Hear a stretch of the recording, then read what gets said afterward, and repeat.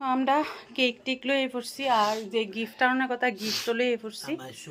আর এই টেবিলটা হয়েছে আমার মালিক দিদির, কারণ আমরা ঘরে জায়গা নাই। আর এই দিয়ে দেখো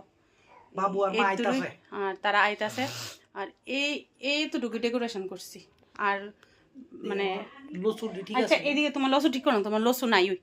আর ঘরও জায়গা নাই, এই যে দেখো একদমই জায়গা নাই,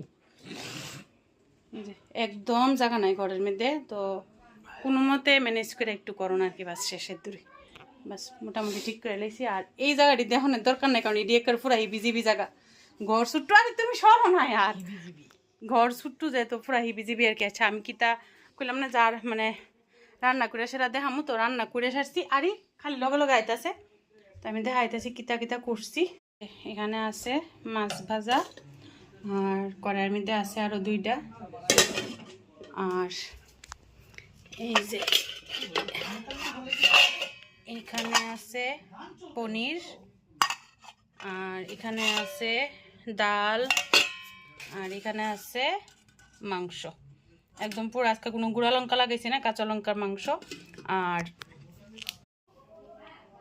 ভাতটা রান্ধন বাকি রয়েছে, ভাতটা রান্না করছি না, তারা আইলে ভাতটা রান্ধন, কারণ নাইলে ভাতটা ঠান্ডা হয়ে যাবো। তো আর বাকিটা মামুনি বাবা আইলে দেখাইতেছি।